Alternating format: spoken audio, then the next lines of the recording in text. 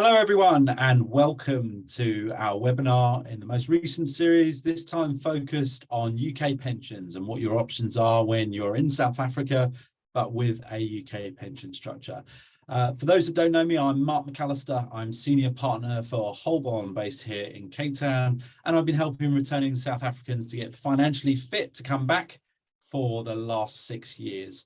Please feel free to connect with me on all of the social media channels you can see on screen now so that you can receive the latest updates on what you need to know when you're getting financially fit to come back to South Africa, and in particular on this subject about UK pensions and what your options are there. Okay, so here's what we're going to go through today. So I'm going to just touch on a bit of an overview of UK pensions and what they are, how they work, and how you take benefit, so the actual income from it when you are ready to retire. We're going to talk on taxation. That's a key point and something that is a bit of good news for those that maybe haven't heard about what I'm going to talk about today. And really the options for you coming back to South Africa from whatever jurisdiction you may be in, predominantly aimed obviously at the UK pension. I'm going to touch on our free pension, what we call MOT service at the end, so how you can find out more for no charge whatsoever. There is a section at the end for answering questions, and I would request that you utilize the Q&A button. You'll find it at the center of your screen if you're on Zoom now, in the middle. Feel free to type any question that you think of along the way, and I'll answer them all together at the end. But thank you for taking time today to take part.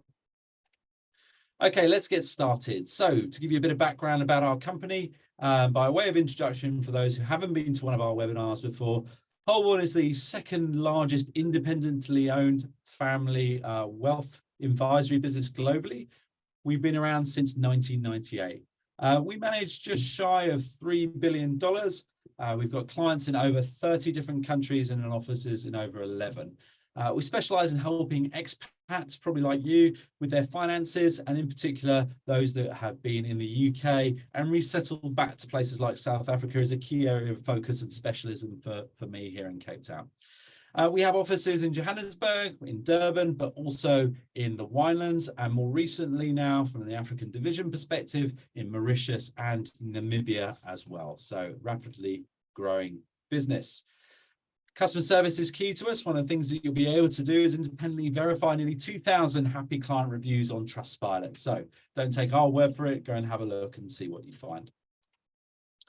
Okay, so let's start off with what is a UK pension? Well, any pension is designed normally as a tax-efficient vehicle to help you grow and protect your savings during your working life to provide you with some form of income after you finish your career. You're encouraged to do so normally through some form of tax incentives so that you aren't a burden on the state. So, for example, both the government and company that you're working for will probably add to the amount that goes into your pension pot for every little bit that you decide to put in. Normally, all of the payments have some element of tax relief when they go in, but when you reach retirement, you will probably pay income tax. Certainly as a UK citizen staying in the UK, you would. But some pensions provide you with a pot of cash that you can use at a certain age, normally around 55, and others provide a regular income throughout your retirement, something I'll touch on a bit more in the methodology section shortly. Okay, so whilst you were abroad, you probably paid into some form of a private pension scheme. Perhaps you have a number of them dotted around with various different employers. After your property, it's probably the second biggest asset, and is almost certainly, entitled to, you'll be entitled, sorry, to some form of UK state pension from the UK government if you've been there for more than 10 years. You may not be aware of this fact. There's an estimated £19 billion, and that's sat in unclaimed pension pots throughout the UK. One of them could be yours, and only 3 weeks ago, we've helped find about £100,000 from a client that wasn't even aware that they had that. So it's an enjoyable part of the job, reconnecting people with their pensions and helping you find money that you may be entitled to. Not much has changed in UK pensions since the Pension Freedoms Act came into place in 2006, apart from a fairly big change in March 2017. And that law meant that if you wanted to take your pension out of the UK to a different country, pretty much if you weren't living there, then you probably pay some form of an exit tax, and that was a 25% charge. So not ideal, and something that in most cases would make sense to avoid. Okay, looking at the whole UK pension system, it's under significant strain, and that's really due to the aging population and historically low interest rates, poor pension fund performance, and as a result, look, many schemes are actually in deficit. So one of the questions you need to ask yourself is, do you want to take the risk of your pension being devalued, potentially by the UK government, or potentially it becoming insolvent, depending on what type of scheme you have? PwC predicts that 5% of big company pension funds could fail, just like Monarch, BHS and Carillion in recent years. And the deficits in a number of company pension funds are at some of the highest levels since the 2008 financial crisis, but more on that later. All right, so there's 3 UK pensions, or main types, of UK pensions that you need to be aware of. I'm going to try and talk through them one at a time. Firstly, the state pension provided by the government, which happens even after you come back to South Africa if you're entitled to it. Secondly, defined contribution schemes. And finally, defined benefit schemes. Okay, so a lot of people ask about the state pension. So basically, if you've paid in for 35 years, for most people listening on this call today, you will get the new state pension. A full man on a full pension will get currently £175 a week, or about £9,100 per year.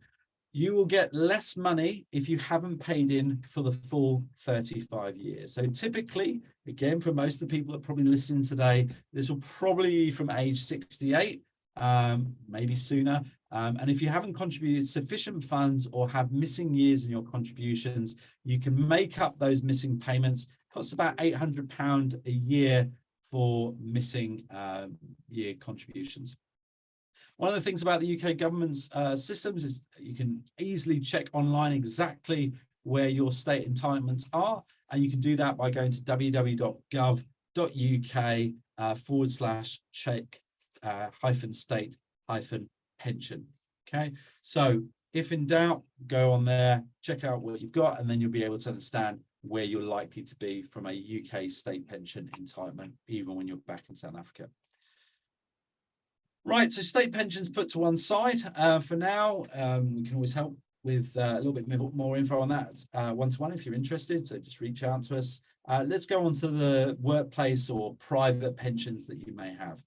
So when I talk about a pension fund, we've obviously got to remember, what is it there for? And it's normally to fund you in retirement, to provide you some form of income, on your retirement journey. And your retirement journey might be, leaving the UK behind, or you've left the UK behind, and you want to go to South Africa and retire in Cape Town, for example, where I am.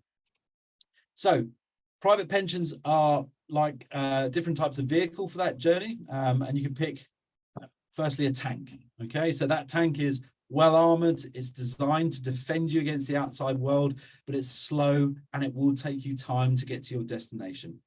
The car is the most reliable form of transport. It's cheap, and lots of people have them. But imagine this. Imagine that you were in a car, you had to drive in, was a Ford Mondeo. You were doing 55 miles an hour in the middle lane of the motorway. It had to have 4 doors, and it had to have a 1.4 litre engine.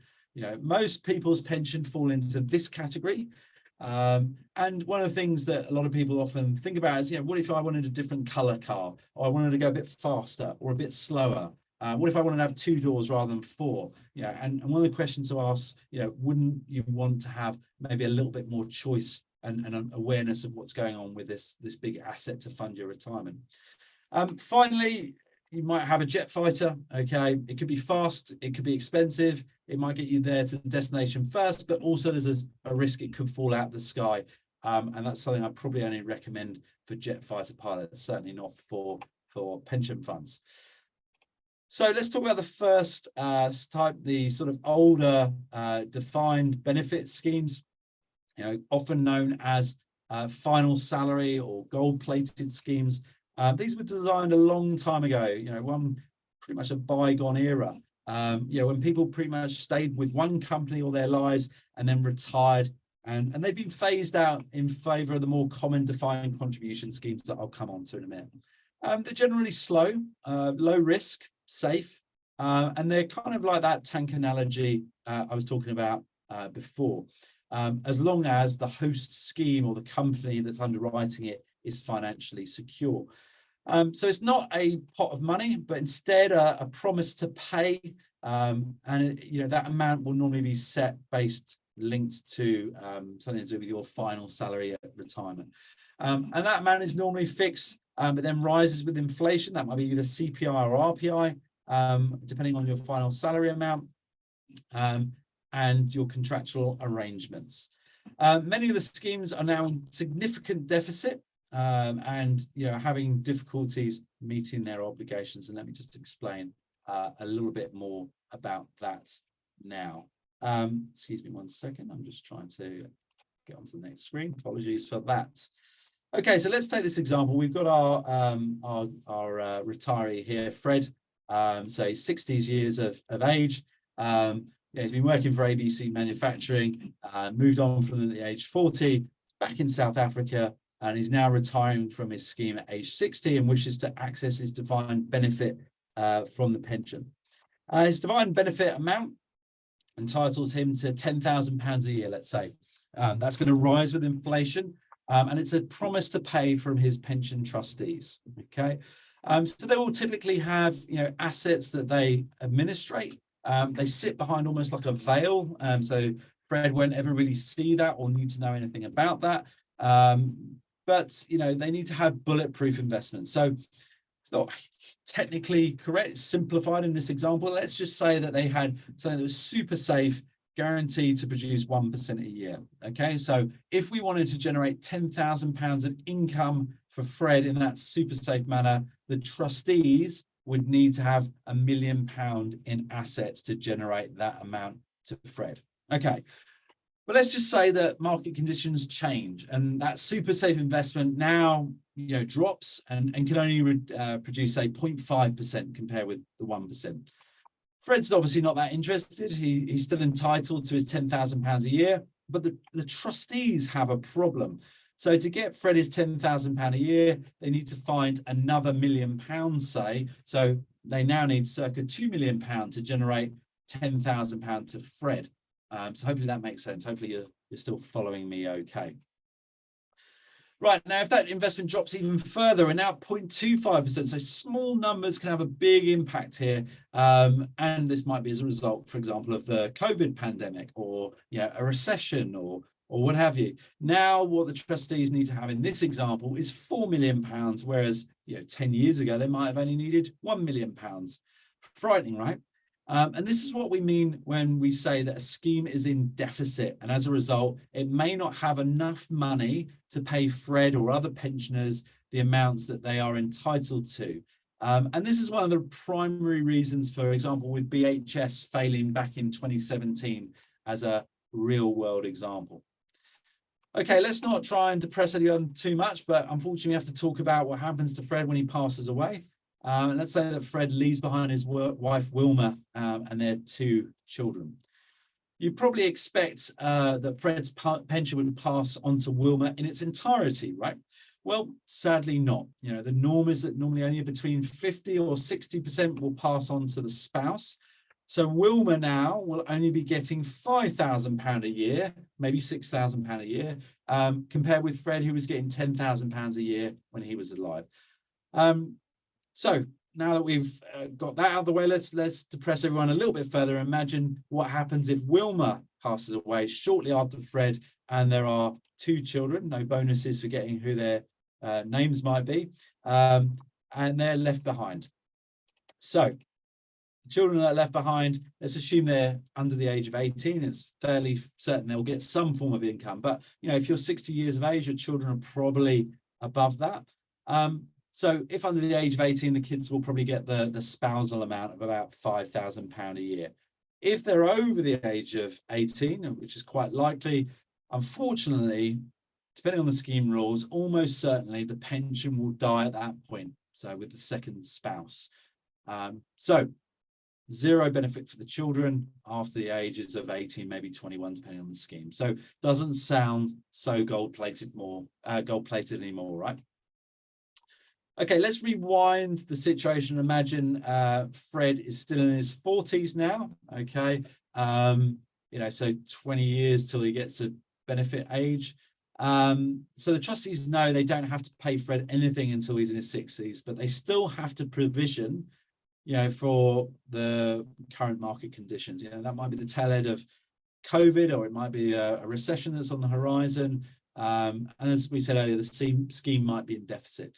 So what do the trustees do? Well, a lot of them make a commercial decision and ask, if you ask them, they will offer a figure to effectively buy you out of that promise to pay.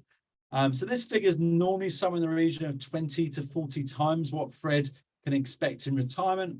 It's a bit more complicated than that, okay, and it does go up and down, but let's keep this simple purely for the purpose of this webinar. So let's just say that Fred might be offered somewhere between 200 and 400,000 pounds, but these funds have to go into a pension structure. You can't have it as cash at that stage. So let's now imagine that Fred did take his £400,000 cash offer.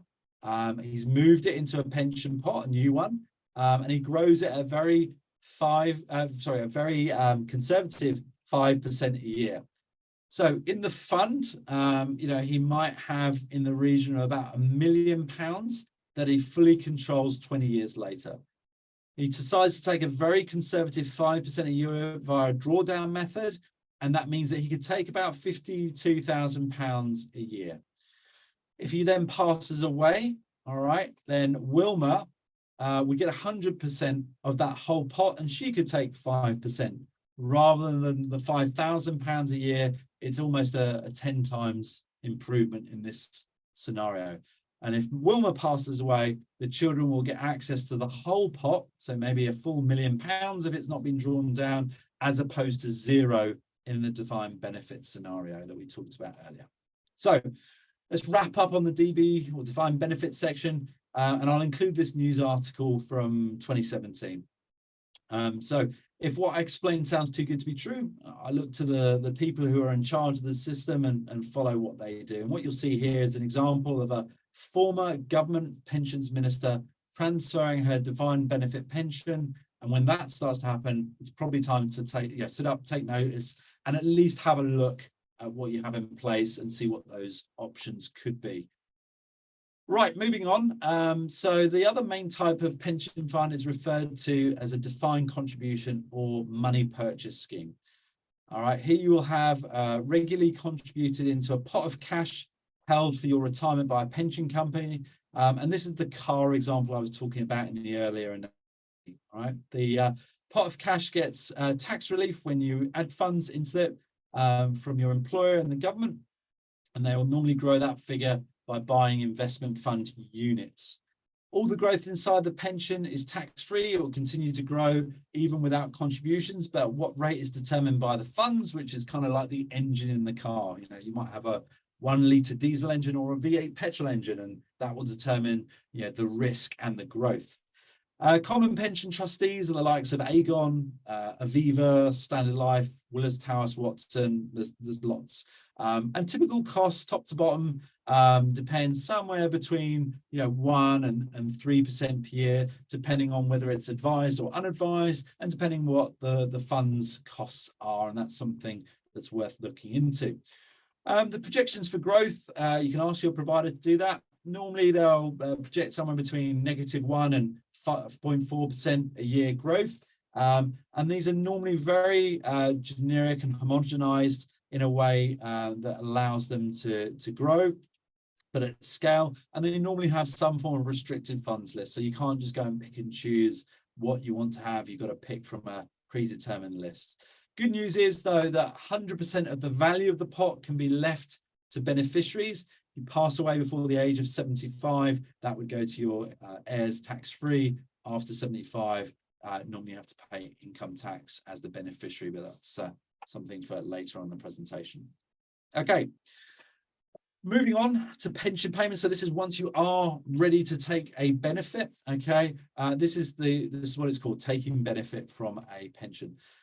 Legally in the UK, this is from age 55, but if you've got a defined benefit scheme, you might find you're restricted, and the earliest you can access it might be 60 or 65.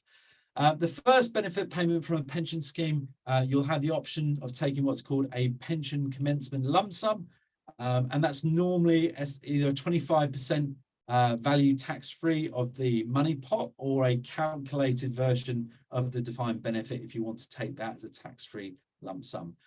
The 75% that's left over, you've got three options for. Okay, you can go and purchase an annuity, you can go into drawdown, or you can do full flexi access. What do those things mean? Well, an annuity is an insurance product. It provides a regular source of income. You'd have to check the interest rates. The last time I looked at one, the rates came out around about 2%. So, if you're £1 million over, it might generate £20,000 a year for life. So there's an example, but it depends on the market at the time. Drawdown, you've got more control and flexibility. So if you did a 5% drawdown, like I used in that example with Fred, you could maybe take £50,000 a year. And if you're growing it at more than that, then you obviously keep the capital growing. If you're growing it at less than that, then the capital will start to deplete over time. Third option is full flexi access. I sometimes refer to this as the Ferrari option. Got a lot of bad press when it was first announced. The idea being that pensioners take all of their money out and go and buy a Ferrari, and normally with a very hefty tax charge if you do so. That brings us on to the areas of taxation of UK pensions when you're back in South Africa, and something I deal with all day, every day. And that is covered by a dual tax agreement, or DTA, to ensure that you're not taxed twice when you live in one country but have assets overseas. As we explained, any contributions to a pension are normally tax relief going in. All right. The first payment, the 25% lump sum, is tax-free, whether you go back to the UK or whether you draw it when you're a South African tax resident. Once you then go into your benefit payments, that's when the tax question will come into play. If you move it to a jurisdiction that might be more favorable, like Gibraltar or Malta, and you don't live there, you could lose 25% as an exit tax. So it's very rare for South African residents that we would look to use a cure-up structure anymore since those announcements. If we leave it though in the UK and draw a benefit via a thing called treaty relief, guess what? There is an exemption, and I'll talk through that more in a minute. And it effectively means that 75% remaining amount when drawn down will be at a 0% income tax rate in South Africa, subject to you having carried out the treaty relief exercise. What is this fabled 0% exemption? Well, it's Section 10(1) GC-2 of the Income Tax Act in South Africa from 1962. It exempts from normal tax any pension received by or accrued to a resident from a source outside the Republic as consideration for a past employment outside the Republic. So virtually all UK pension schemes can apply for this exemption. It's just the methodology that's quite challenging. So first things, let's talk about the areas that I'm often asked about in relation to that dual tax agreement. The DTA is put in place to ensure that you aren't taxed twice when you live in another country but have assets in another. There are a number of ways you can fall foul of the DTA by not correctly reporting your tax status to either SARS or HMRC. Common reporting standards is a shared data agreement. So don't think that you can slip between the cracks. It's not advisable. You have to register and be paying tax to an authority, and if in doubt, take proper tax advice in doing so. So if you transferred to a UK defined contribution pension, okay, or already have one, we might be able to provide you a solution that allows you, for example, to consolidate multiple pots into one for ease of administration. It's kind of like swapping a red folder for a blue folder. The difference being is that you now have somebody like myself looking after it, We'll sit with you every quarter and review its performance. We'll make adjustments when need be. We'll handle the treaty relief aspect, so you can know that when you come to take benefits, you know those will be tax-free if you're a South African resident in the future. If it's defined benefit, you might want to consider transferring out, but that's entirely your call. It needs to be done with a very in-depth analysis, and that normally, if it's taken, is to look after the spouse or the children, so they get a larger, more flexible amount, but you know, it's something that needs to be specifically advised on. Regardless, what we would do is probably consider, if you asked us to create a new UK-based pension, and we use specialist providers that deal with the overseas expatriate market, and that allows it very easily to be paid without tax deduction by that treaty relief exercise that I've discussed. So this is one of the main points, that one of the main reasons that clients work with us is to put all of this in place for you. So when it comes to how you find out what you've got in place, you know, we need to be mindful of what you have in place. You know, you have to ask yourself some questions about your pension fund. You know, it might be the second biggest asset that you have. So let me ask you this: do you know who your pension is with? Okay, if you do you know how much it is worth today? Okay, do you know what those trustees invest in and the underlying asset managers? You know, do you know how much they cost? Do you know how well they are performing? Do you know what's happened following COVID or in the most recent market downturn? How much value has it lost and why?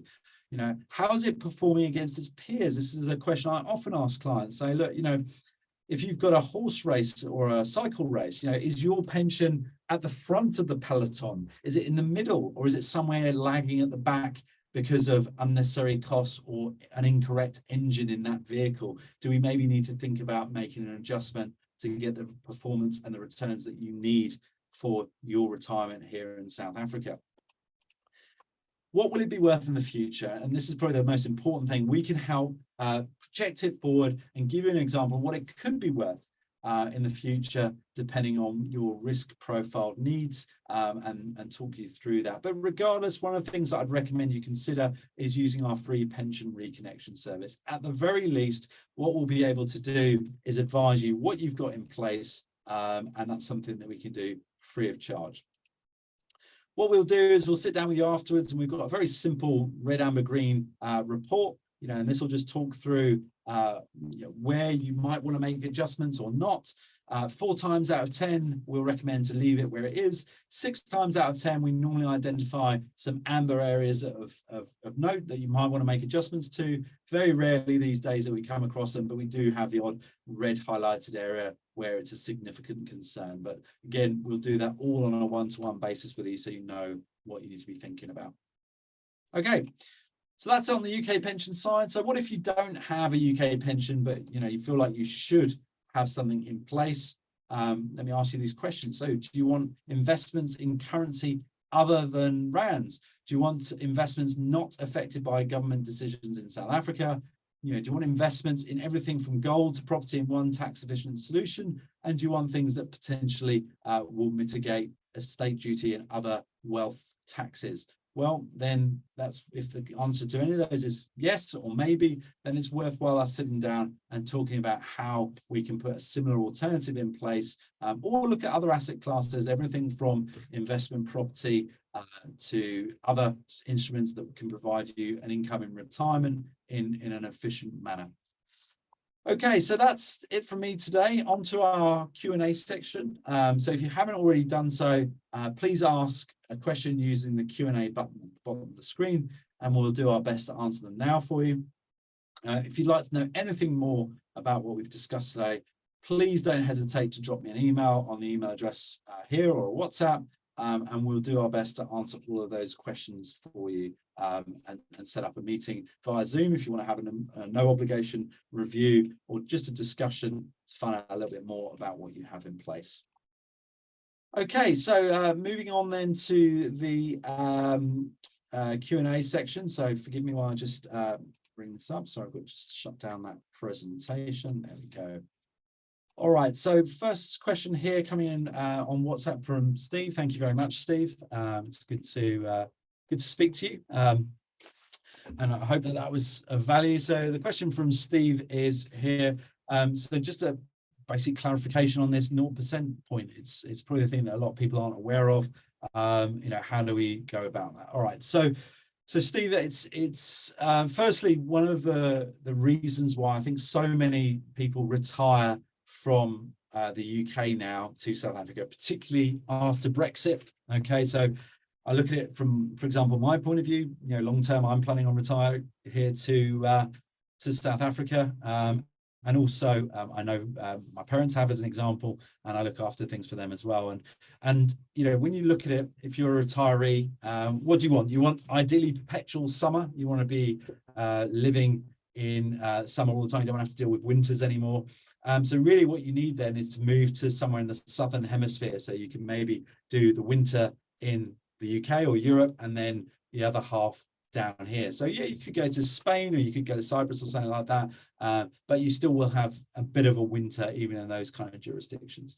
If you then say, well, I'd like to be in a country that's pretty much the same time zone, you can draw a line straight down the center of the world, and you get sort of countries in the southern hemisphere in Africa within that sort of hour or two time zone.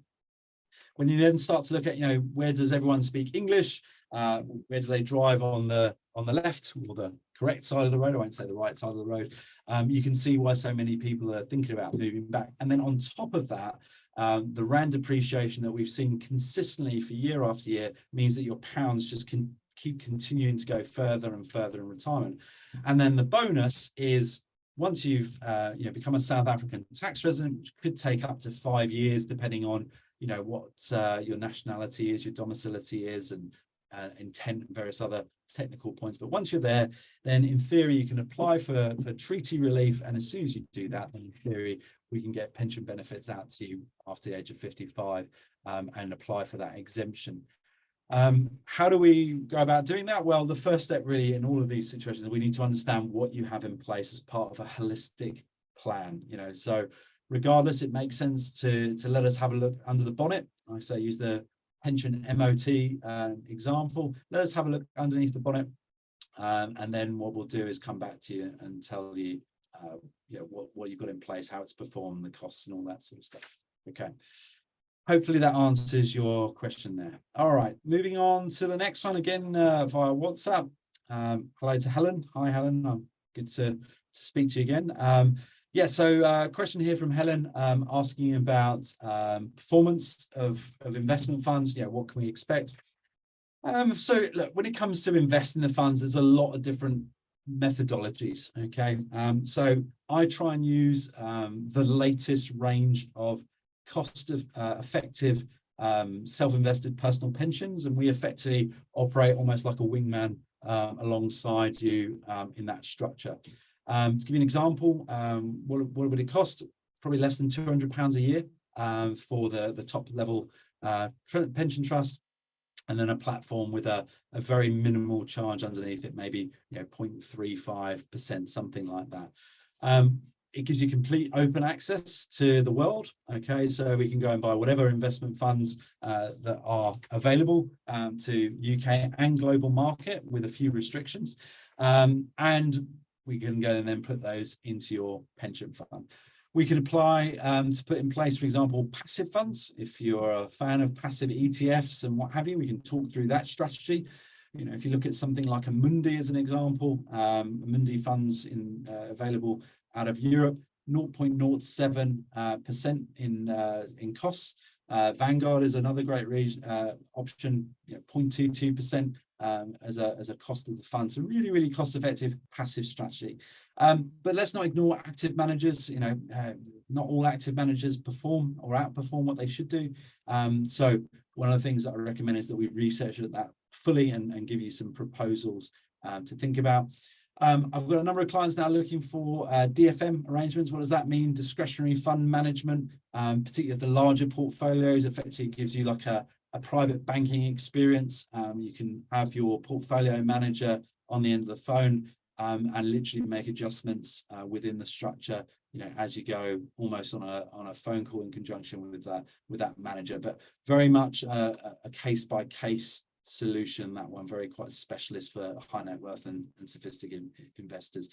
performance point of view, so if you take a typical risk profile approach, so we'll sit down and work out, how much capacity for risk you have, what appetite for risk you have, all those kind of questions. And from there, we'll create a portfolio that really works for you. And, that might depend on a number of factors, but somewhere in the region of, between 5 and 8% a year is what we would expect the funds to be growing by from a gross perspective with the portfolios that we normally select. But again, quite happy to take you through that on a one-to-one basis. Okay, hopefully that answers your question, Helen. Let's just move on. I've got another question here from Greg. Okay, thank you, Gregory. Would one automatically have SA resident tax status as a dual SA British national if you've never formally emigrated, i.e. through the Reserve Bank? Okay.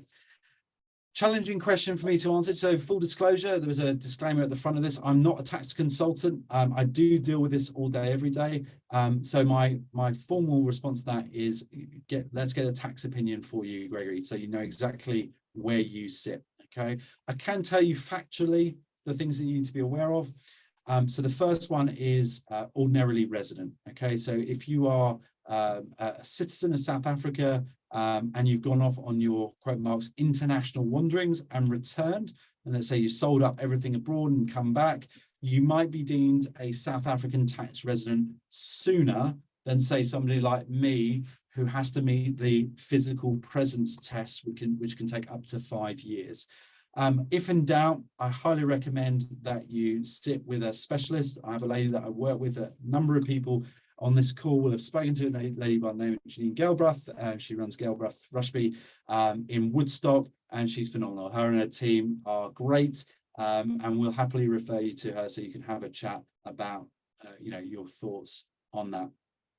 Just to be clear, there's a number of points around that. So, for example, you've mentioned not ever formally emigrating, removing your tax status, so effectively disentangling yourself from SARS is not the same as emigration. There was a period of time where a lot of businesses were selling formal financial immigration as this sort of silver bullet solution, and I think it's sort of come to light afterwards that a lot of that was really unnecessary, and that actually the process of deregistering with SARS was all that was really needed. But, at the end of the day, it never hurts just to find out. So my recommendation, Gregory, would be, sit down, more than welcome to have a chat with us first, and we'll try and give you a bit of a handle on it. But if you want something that you can have to rely on, then you have to get that from a tax consultant that's qualified to do so. Hopefully that answers your question there, Gregory. And if you've got any other further ones, then, please don't hesitate to ask them. Okay, moving on, another one here from Steve. Hello, Steve. Thank you. Another question on WhatsApp. Okay, sorry, let me just read through this. Yeah, okay, so another question about different solutions that are out there. So Steve isn't a fan of pensions. He likes property more. I totally agree with you about different asset classes. I lead for our business on foreign investment property here out of Cape Town. I'm a landlord in the UK, both residential, and I've been a commercial landlord before. So yeah, property is a great tool for growing your wealth long term. Why? It's one of the very few assets you can leverage. So you can do the Robert Kiyosaki principle to increase your property portfolio using other people's money. Yes, there are risks associated with that, and it's not for everyone. I've got clients now that are using the latest range of social housing. It's a great way of getting a fixed yield that is underwritten by a housing association, and therefore the UK government. If you want to have a look at my webinar called Safe as Houses, we explain all about that there. So look, you're not going to hear from me in a negative way about the use of alternative asset classes like property. I'm a huge fan of it. I think it just needs to be reviewed as part of a wider wealth strategy. So, let's not forget that the pension structure opens up this tax-free route. If you own investment property, you're probably going to own that in your personal name. Therefore, it'll be a taxable item on any income. And likewise, it'll be a taxable item, when you pass away. And that's where really a UK pension can come into its own.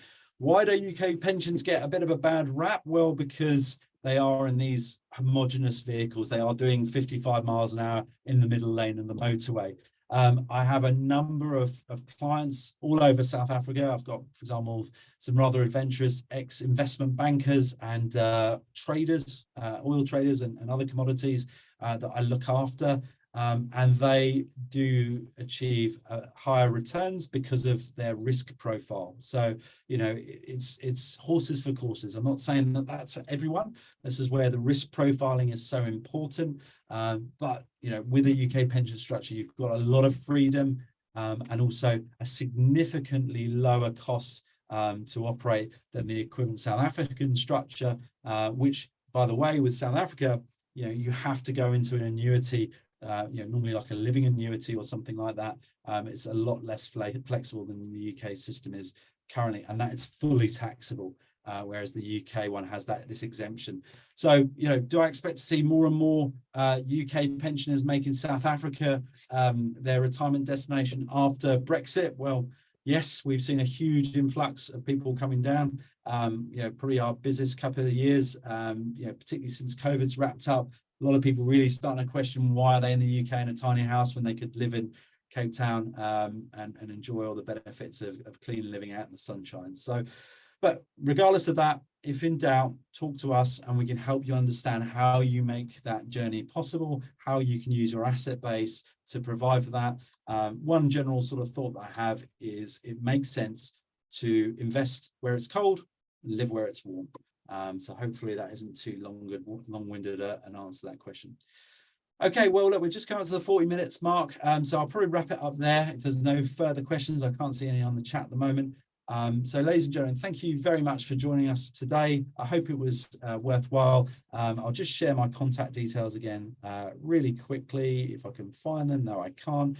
Okay, well, you'll be able to find it if you watch the recording that will be sent out to you via YouTube, or just Google me or look me up on LinkedIn. If you've got any questions at all, reach out to us and myself and the team will assist you in whatever queries you may have. All the best and have a great day. Cheers.